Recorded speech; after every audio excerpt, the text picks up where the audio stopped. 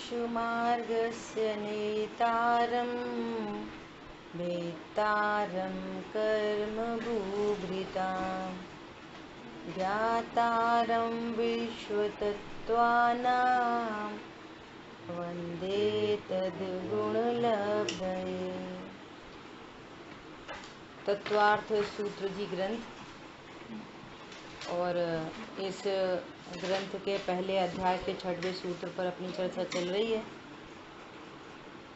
कल तक last class तक अपने चर्चा की कि नए दो प्रकार के हैं, आगम के नए, द्रव्यार्थिक नए और पर्यायार्थिक नए।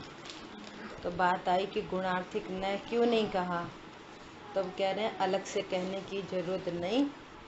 यदि उन गुणों को द्रव्य से अभेद करके देखते हैं तो वो द्रव्यार्थिक नय में चले जाते हैं,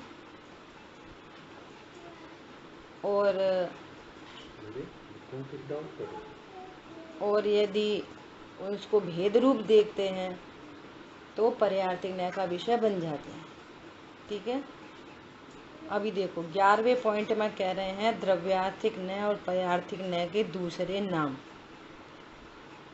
द्रव्यार्थिक नय को निश्चय शुद्ध, सत्यार्थ, परमार्थ, भूतार्थ, स्वावलंबी, स्वाश्रित, स्वतंत्र, स्वाभाविक, त्रैकालिक, ध्रुव, अभेद और स्वलक्षी नय कहा जाता है। ऐसे अनेकों नाम से जिनवाणी में मिलेंगे आपको, तो उसका अर्थ द्रव्यार्थिक नय समझना। और पर्यायार्थिक नय को व्यवहार, अशुद्ध, असत्यार्थ, परमार्थ, अभूतार्थ, अपरमार्थ, अभूतार्थ, परावलंबी, पराश्रित, परतंत्र, निमित्ताधीन, क्षणिक, उत्पन्न ध्वंसी, भेद और परलक्षी नय कहा जाता है। ऐसे द्रव्यार्थिक और पर्यायार्थिक नय के अनेक नाम हैं, इसको समझना चाहिए। अब कह रहे हैं सम्यक दृष्टि के दूसरे नाम। सम्यक दृष्टि को द्रव्य दृष्टि, शुद्ध दृष्टि, धर्म दृष्टि, निश्चय दृष्टि, परमार्थ दृष्टि और अंतरात्मा आदि नाम दिए गए हैं। ऐसे अनेक नामों से सम्यक दृष्टि जीव को कहा जाता है। मिथ्या दृष्टि के दूसरे नाम।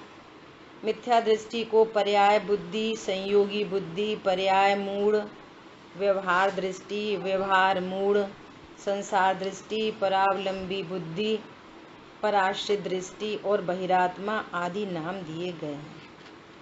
ये चारों के और भिन्न भिन्न नाम जो आगम में कहे जाते हैं, उनका ये अर्थ है। अब देखो बहुत इम्पोर्टेंट विषय आ रहा है 14th पॉइंट में, जिसको टोडरमल जी ने मोक्षा प्रकाशक जी ग्रंथ में कहा। क्या कहा?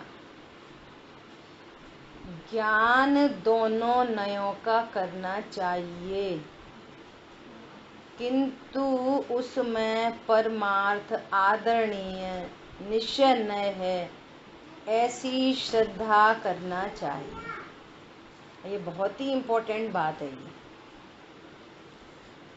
देखो, ऐसा समझना कि वस्तु अनंत धर्मात्मक है।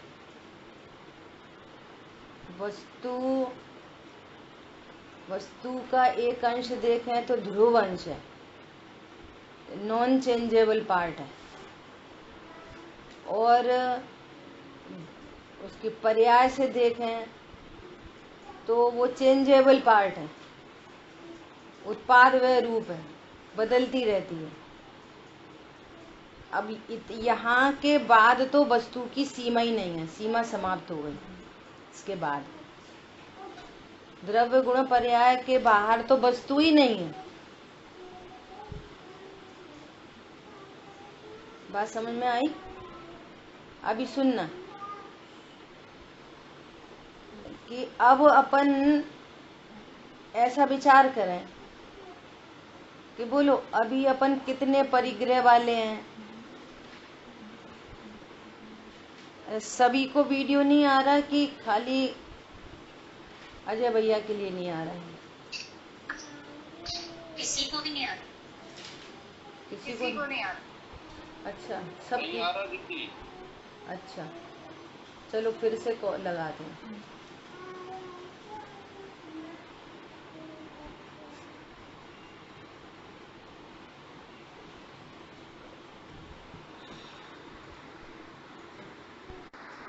तो अभी सुनना बहुत ध्यान से। अभी अनेकांतमयी वस्तु को यदि कोई नहीं जानता और फिर डायरेक्ट ऐसा प्रश्न किया जाए, बोलो अभी अपन परिग्रह वाले हैं कि नहीं, अभी अपने साथ परिग्रह है कि नहीं, बोलो। नहीं है। है ना? नहीं है। अब देखा, अब जिसको लोक में परिग्रह कहा जाता है ना, परचेतन अचेतन पदार्थ, अभी अनेकांतमयी वस्तु यदि ख्याल में नहीं हो, अनेकांतमयी वस्तु को नहीं जानते हो, है ना, तो ऐसे ही जानेंगे। सही बात है, अपन तो बहुत परिग्रह वाले हैं, अपने तो गाड़ी वाले, बंगला वाले, इतने कपड़े, इतने बर्तन, इतने भाड़े, है ना, 10 प्रकार के बहिरंग परिग्रह गए। तो अब वो ज्ञान ये विचार करता है कि कैसे कहें कि हम परिग्रह वाले नहीं हैं। पॉइंट समझ में आया? इस बात की स्वीकृति कैसे आए कि अब हम अभी परिग्रह वाले नहीं हैं? साक्षात तो परिग्रह दिखाई दे रहा है। अब साक्षात परिग्रह दिखाई दे रहा है, पर साक्षात अनेकांतमयी वस्तु का ज्ञान नहीं है, जबकि यहाँ पे मैं तो अनेकांतमयी वस्तु हूँ। मेरे द्रव्य गुण पर्याय की सीमा में कोई चेतन अचेतन नाम का परिग्रह नहीं, होता ही नहीं। अब जिनवाणी में परिग्रह की जैसे चर्चा की, मुनिराज की परिग्रह की चर्चा की कि मुनिराज अपरिग्रही महाव्रती हैं, अपरिग्रह महाव्रत के धारी, तिल तुष मात्र संग नहीं जिनके। अब वो वहां से टैली करें कि मुनिराज के तो कुछ नहीं है और हमारे पास तो इतना सारा कुछ है, तो टैली नहीं हो पाता।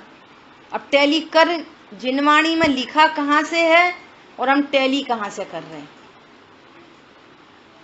कौन समझ में आया? ये अनेकांतमयी वस्तु स्वरूप को नहीं जानने से इस प्रकार से जिनवाणी में कहे हुए कथनों का भी मर्म नहीं निकल सकेगा। जिनवाणी में कहाँ से बात की है? जिनवाणी में जिनको अंतरंग में, अंतरंग जिनको परिग्रह नहीं होता, मूल में तो मूर्छा परिग्रह कहा। अब जिनको मूर्छा नाम का परिग्रह है तो उनको क्रोध मान माया लोभ आदि परिग्रह हैं। और जिनको मूर्छा परिग्रह मिट गया तो उनको क्रोध मान माया लोभ भी मिट गया, फिर अनंतानुबंधी मिट गई, अप्रत्यख्यान मिट गई, संजुलन वो प्रत्यख्यान मिट गई। तो अब दिख रहे हैं कि बाहर से परिग्रह नहीं। ये पूरी विधि ख्याल में आए। ये कब समझ में आएगी? जब ये दोनों नयों के कथन को जानेंगे। जिनवाणी में वस्तु स्वरूप को ही बताने के लिए व्यवहार के अनेक कथन किए गए। अब व्यवहार से कथन किया गया कि मुनिराज पत्नी बच्चे घर का त्याग करते हैं। मूल में जो अनेकांतमय वस्तु है, मैं तो त्रिकाली ध्रुव हूँ, परिपूर्ण हूँ, मेरे द्रव्य गुण पर्याय की सीमा में ही कोई नहीं है, तो पर की छुट्टी तो वैसे ही हो गई। और जैसे ही वो अपनी सीमा में आया, अब यहाँ पर भी एक पर्याय स्वभाव है, एक द्रव्य स्वभाव है, और पर्याय तो प्रतिक्षण बदलती है, इसका आश्रय भी नहीं किया जा सकता। पर्याय में भी जो मूर्छा है वो पर को अपना जानने से उत्पन्न हो रही थी, अब वो अपने को त्रिकाली ध्रुव स्वीकार करता है तो मूर्छा ही नहीं रहती, उसका भी अभाव नहीं करना पड़ता, वो उत्पन्न नहीं होती। तो पर द्रव्यों के प्रति अनंतानुबंधी राग द्वेष नहीं होता, अनंत पर पदार्थों में अनिष्ट की कल्पना नहीं होती, सहज पने नहीं होता ये कार्यक्रम। ठीक है, तब व्यवहार ने से कहा जाता है कि इन्होंने परद्रव्य को छोड़ा, इन्होंने राग को छोड़ा, ऐसा व्यवहारने से कथन किए जाते हैं। समझ में आ रही है बात? अब ये अनेकांतमयी दृष्टि वाला क्या कह रहे हैं? ज्ञान दोनों नयों का करना चाहिए, किंतु उसमें परमार्थतः आदरणीय निश्चय न है, ऐसी श्रद्धा करना चाहिए। पर्याय में क्या क्या कार्यक्रम चल रहा है ये जानना चाहिए। पर्याय में अज्ञान है, मोह है, राग द्वेष है, ऐसा जानना चाहिए, है ना। लेकिन मैं कौन हूँ, द्रव्य से मैं कैसा हूँ, अनचेंजेबल थिंग, त्रिकाली ध्रुव हूँ, इसमें मैं पना करना चाहिए। आदरणीय तो वो ही है, उसी के आश्रय से सारे काम बनेंगे, ऐसा यहाँ पर उपदेश दे रहे हैं। अब देखो बहुत गजब का चैप्टर आ रहा है, समझने जैसा है, और नहीं समझ में आए तो पूछना। देखो, व्यवहार ने स्वद्रव्य पर द्रव्य अथवा उसके भावों को या कारण कार्यादि को किसी का किसी में मिलाकर निरूपण करता है। देखो निरूपण, स्टार्टिंग से अपनी बात चल रही है। निश्चय व्यवहार वस्तु में नहीं होते। क्या बोला? निश्चय व्यवहार वस्तु में नहीं होते। विश्व की प्रत्येक वस्तु एक ही प्रकार की होती है, उसके कथन अनेक प्रकार से किए जाते हैं। जो सत्यार्थ कथन हो उसको निश्चय न कहते हैं, और मिला जुला कर कथन किया जाए, किसी अपेक्षा से कथन किया जाए, वो कथन निरूपण व्यवहार है। वस्तु में न निश्चय है न व्यवहार है। क्लियर है? देखो अभी अपन इसके एग्जाम्पल देखेंगे, इसलिए सुनो ध्यान से। जिनवाणी में स्वद्रव्य पर द्रव्य को मिलाकर निरूपण किया गया है। कैसा किया गया है? कि जीव 10 प्राणों से जीता है, ऐसा कथन किया है जिनवाणी में। जिनवाणी में कहा है कि जीव तरस और स्थावर होते हैं, जीव 1 इंद्री 2 इंद्री होते हैं, जिनवाणी में ही कथन किया है। और तुमने 1 इंद्री 2 इंद्री मान लिया, वैसी श्रद्धा कर ली, वो व्यवहार निरूपण था। तो भैया ऐसा व्यवहार निरूपण क्यों किया? कंफ्यूज करने के लिए नहीं, तुम उसको चर्म चक्षु से देह दृष्टि से देख रहे थे, तो तुम्हें वो 1 इंद्री 2 इंद्री 3 इंद्री दिख रहा था। तो भाई छोटे जीव है और हम बड़े जीव हैं ऐसा दिख रहा था, उनको हीन जान रहे थे। तो भगवान कह रहे हैं यहाँ परमार्थ दृष्टि चाहिए। जो 1 इंद्री जीव है वो 1 इंद्री नहीं, अतीन्द्रिय जीव है। जो 2 इंद्री जिसको व्यवहारने से कह रहे हैं वो अतीन्द्रिय जीव है। वो द्रव्य गुण पर्याय वाली पूरी वो वस्तु है। वो जैसे हम तुम जीव हैं वैसे ही वे जीव हैं, जैसे अनंत सिद्ध जीव हैं वैसे ही वे जीव हैं। देखो क्या कह रहे हैं फिर से, व्यवहार ने स्वद्रव्य पर द्रव्य तथा उनके भावों को तथा या कारण कार्यादि को किसी का किसी में मिलाकर निरूपण करता है। निरूपण कथन करता है। अभी बोलेंगे ये जीव है तो कैसे समझ में आएगी? जीव जीव तो अमूर्तिक है। तो कहेंगे देखो ये 1 इंद्री है ना, ये जीव है। ये काली काली चींटी दिख रही है ना, चींटी, ये जीव है। तो काला काला तो शरीर है और जीव अमूर्तिक है। तो अमूर्ति जीव को देह की तरफ से बता रहे हैं, इंद्रियों के सापेक्ष निरूपण कर रहे हैं, निरूपण करता है। इसलिए ऐसे ही श्रद्धान से तो मिथ्यात्व होता है, उसमें से मैसेज ग्रहण करना चाहिए। वैसा का वैसा श्रद्धान करोगे। अब देखो गजब की बात, हम तो बहुत स्वाध्याय करते हैं, हम तो 2 टाइम करते हैं, हम तो 3 टाइम करते हैं, हम तो बैठ के पाठ करते हैं, सब करते हैं। अब जो जिनवाणी में व्यवहार ने से निरूपण किया गया है, व्यवहार न से जो जिनवाणी में निरूपण किया गया है, हमने तो वैसे श्रद्धान कर लिया। अब श्रद्धान कर लिया, अभी तो कह रहे मिथ्यात्व होता है, और ये समझ रहा है कि हम तो धर्मात्मा बन गए। बोलो कितनी बड़ी मिस्टेक हो जाएगी। और चल रही है ऐसी। चरणानियों के ग्रंथ पढ़ो तो उनमें ऐसी सब चर्चाएं आएंगी बहुत सारी। कर्णानियों के ग्रंथ पढ़ो तो बहुत सारी ऐसी चर्चाएं आएंगी। इतने पल्योपम की आयु, इतने सागरों की आयु, और ऐसे जीव और ऐसे जीव।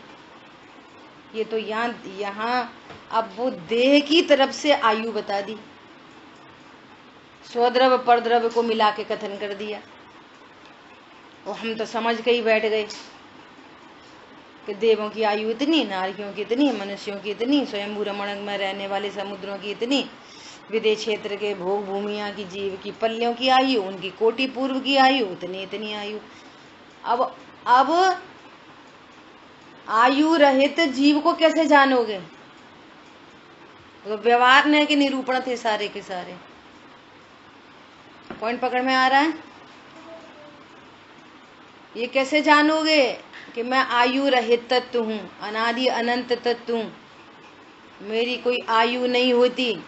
उस गति सापेक्ष जीव अपने परिणामों के फल से कैसी कैसी जगह उत्पन्न होता है, वहाँ पर कितने कितने काल तक रहता है। पृथ्वी कायिक जीवों की आयु कितनी होती है, अग्नि कायिक जीवों की आयु कितनी होती है, वहाँ से कथन किया। निगोदिया जीव की श्वास में, एक श्वास में 18 बार जन्म मरण करते हैं, तो ये तो स्वरूप बता रहे हैं, संयोग से कथन कर रहे हैं।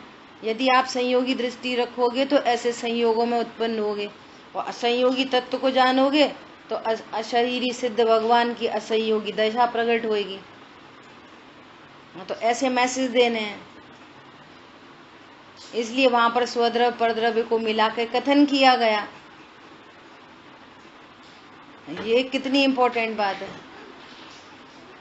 अब देखना, स्वद्रव्य परद्रव्य कैसे मिला के कथन करेंगे। द्रव्य कितने प्रकार के? 6 द्रव्य, और जीव और पुद्गल को मिला के कथन कर दिया, है ना। जीव और धर्म द्रव्य को मिला के, मैं चलता हूँ, मैं चलाता हूँ, मैं रोकता हूँ, मैं रुकता हूँ, मैं दुनिया को परमाता हूँ, मैं स्थान देता हूँ। इसने जीव और आकाश को मिला दिया, जीव और काल को मिला दिया। आ रही बात समझ में?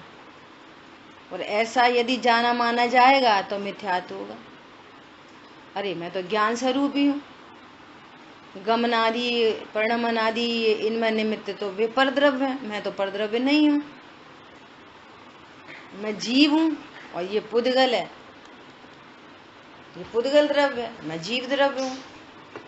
मिला के कथन करेंगे, 2 इंद्री, 3 इंद्री, पंचेंद्री, संगी पंचेंद्री, किसी अपेक्षा से कथन किया गया है। अब उनके स्वभाव,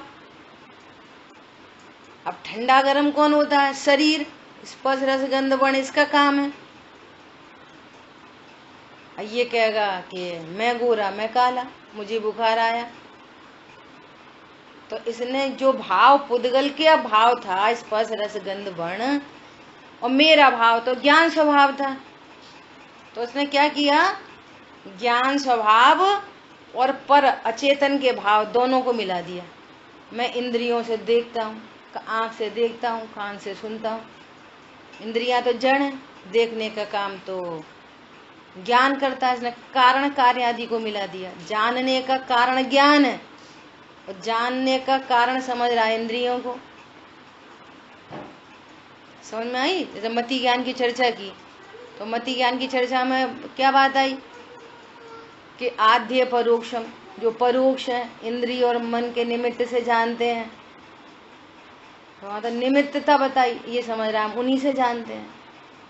तो ऐसे व्यवहार न के अनेक कथन हैं, और यदि आप वैसा ही श्रद्धान करोगे तो समझसार जी में भी 11 नंबर के भावार्थ में ये चर्चा आई है टीका में, कि जिन वाणी में भी व्यवहार न के अनेक कथन है। यदि उनको वैसा ही जाना जाए तो मिथ्यात्व होगा, संसार होगा।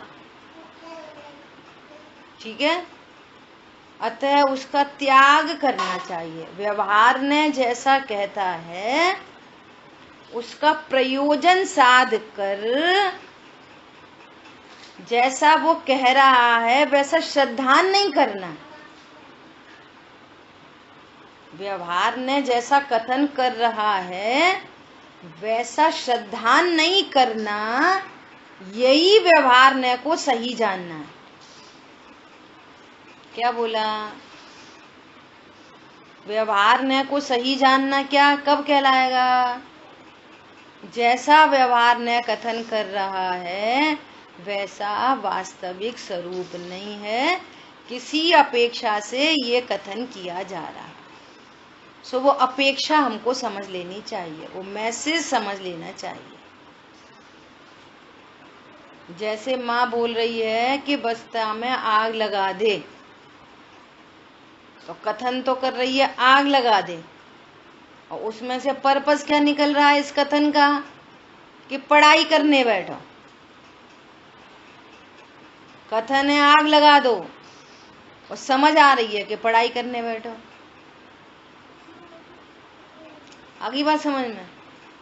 और यदि जैसा कहा कि आग लगा दो और बच्चा वैसे ही आग लगा दे, तो माँ के उस कथन का मर्म नहीं समझने के कारण क्लेश होगा, मिथ्यात्व होगा, विस्फोट होएगा। फिर वो बच्चा ऐसा बोले माँ तू नहीं तो कही थी कि आग लगा दे, तो मैंने आग लगा दी, तो वो और पिटेगा। वो समझ आ रही बात? ऐसी जिनवाणी में व्यवहार ने के जो कथन है, अब इसका बहुत एक्सपेंशन किया जा सकता है। अकर्ता ज्ञायक को नहीं जानकर,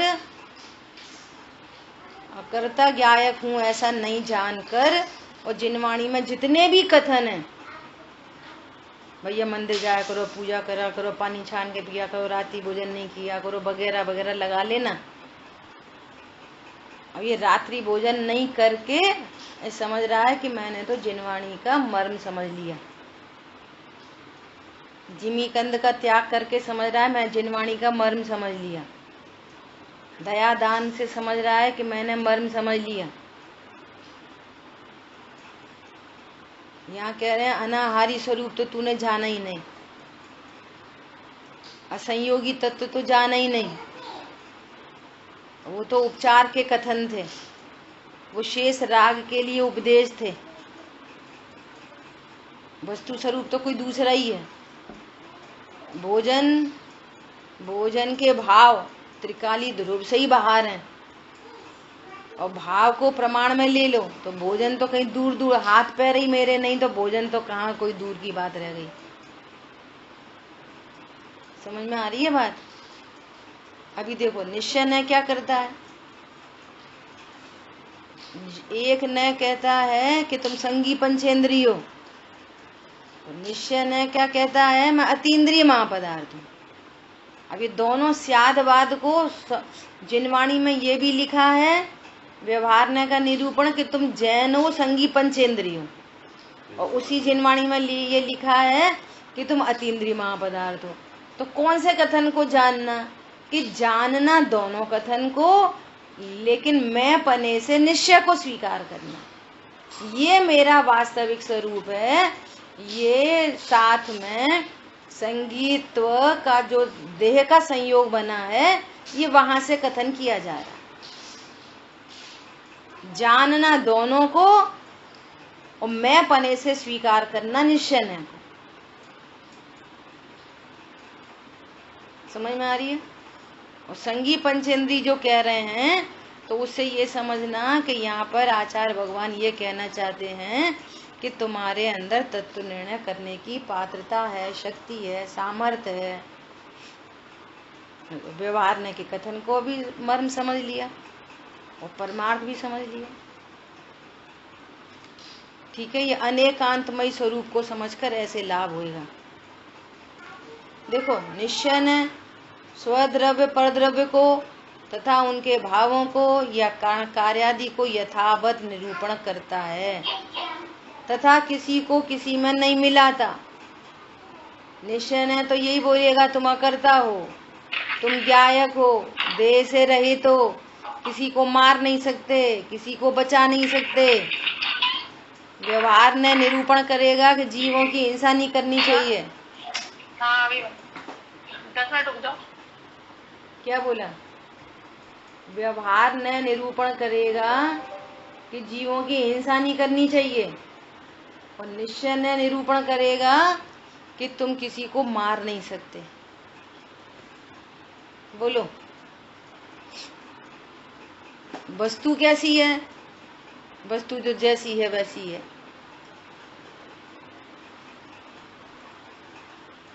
व्यवहार ने निरूपण करेगा कि भैया अन्याय अनीति अवक्ष नहीं करना चाहिए, अवक्ष भक्षण नहीं करना चाहिए, ये व्यवहार ने निरूपित करेगा।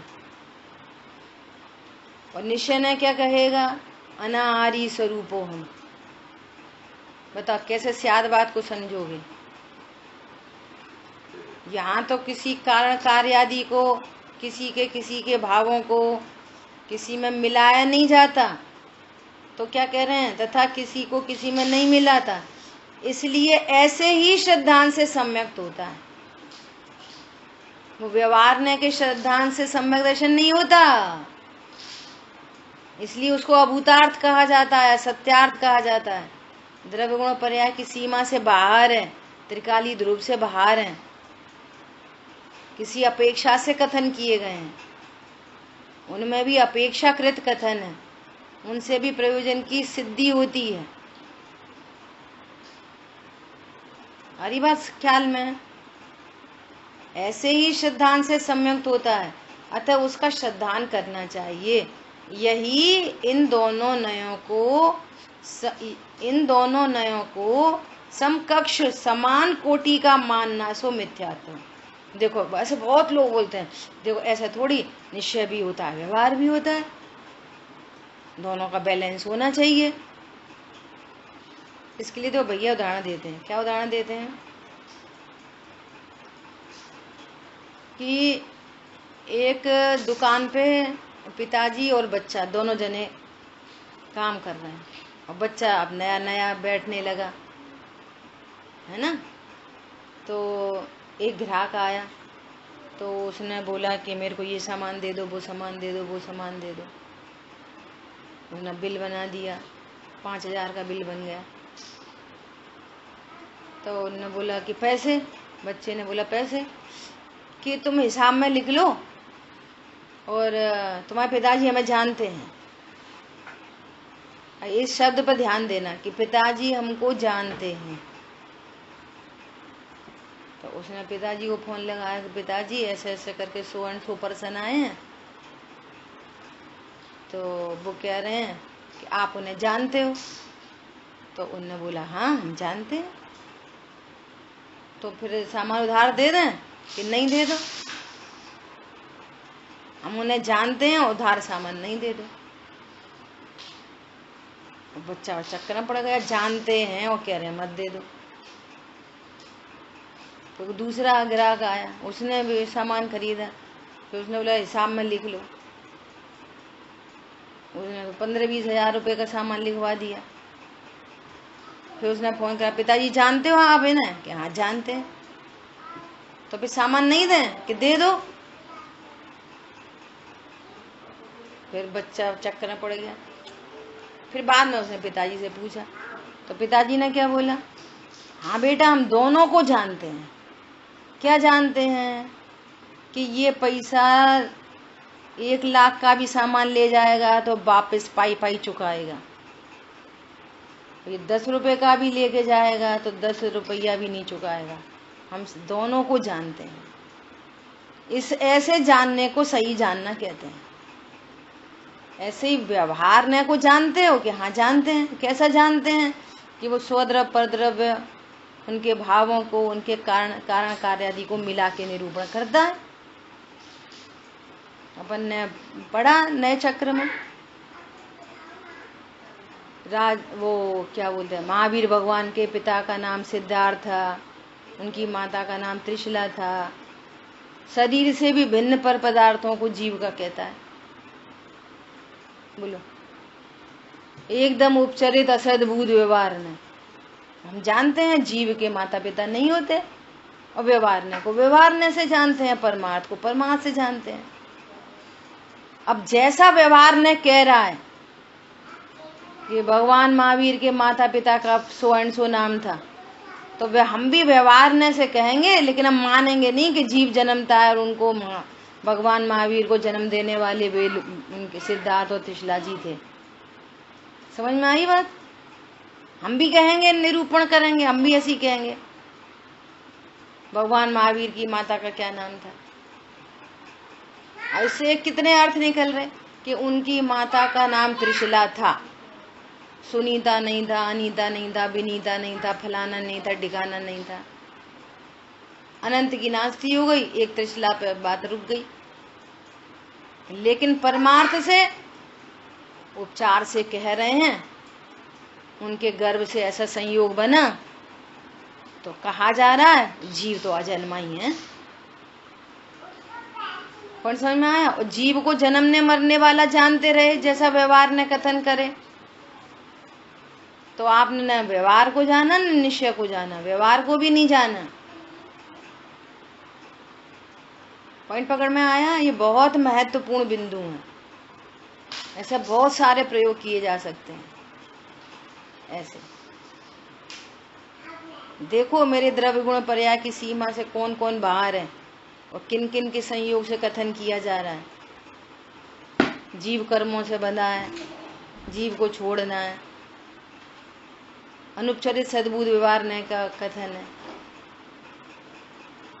जीव राग आदि भाव वाला है, जीव को राग मिटाना है, जीव को सम्यक दर्शन करना है।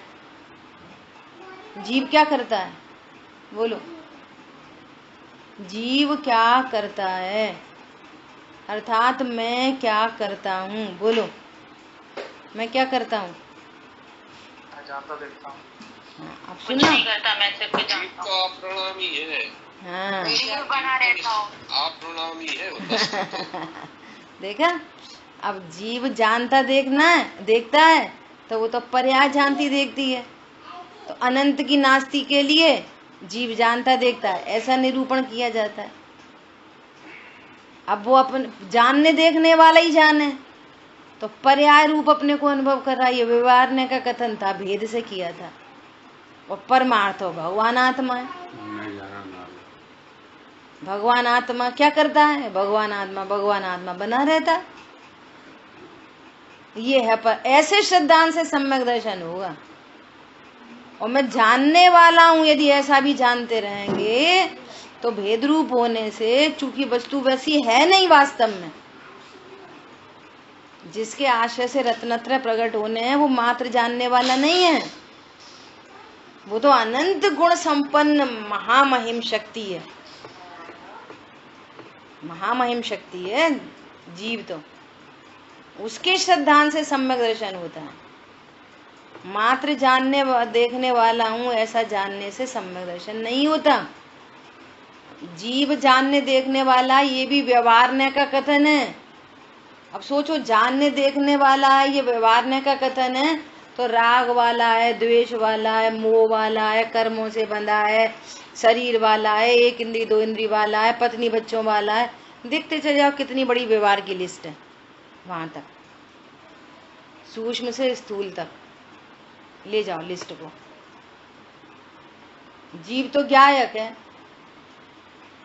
त्रिकाली है, ध्रुव है, परिपूर्ण है, अपरिणामी द्रव्य है। ऐसे श्रद्धांत से सम्यक दर्शन होता है। पंडित साहब की कितनी रचनाओं में पंडित साहब ने ये प्रयोग करा है। मोह नशे जब जाने जाननहार है, ऐसे श्रद्धांत से सम्यक की प्राप्ति होती है। मोह नहीं नशे जब तक जाने जानने वाला है। और औरों की तो बात ही क्या कर दो, देह रूप जान रहा है, ऐसा व्यवहार के कथनों में मस्त है। जो व्यवहार के कथनों में मस्त है, उसकी तो बात ही क्या चलाओ। पल्योपम की आयु, सागरों की आयु, वैक्रिक शरीर, परम औदारिक शरीर, औदारिक शरीर, शरीरों की चर्चा। समझ लो कितनी चर्चा,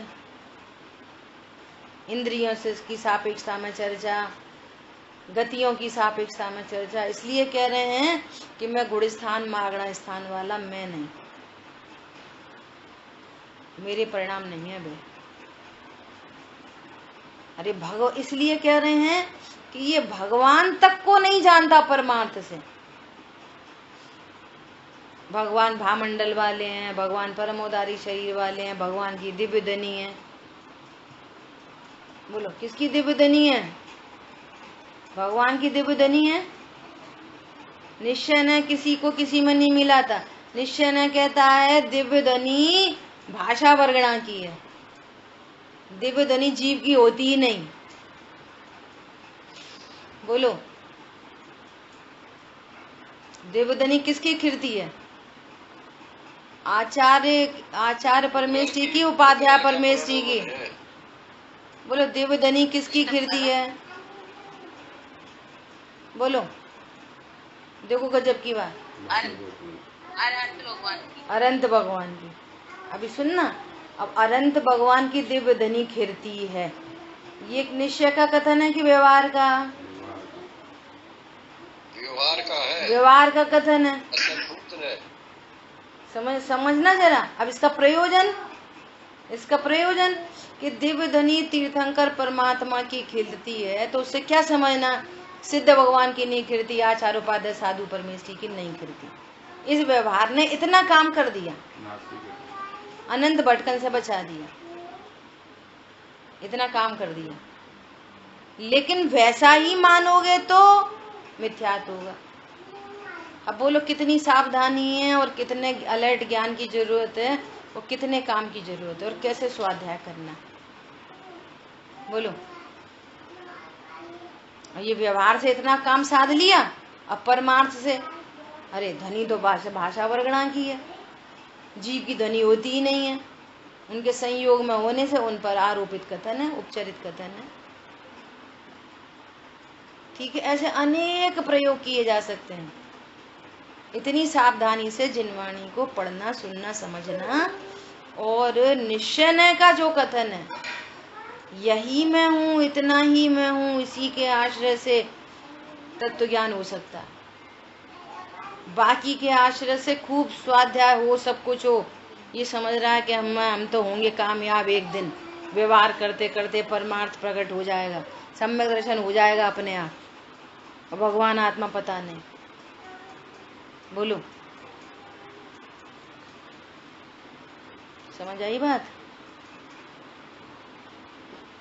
पंडित साहब ने लिखा, ज्ञायक तो ज्ञायक ही रहता,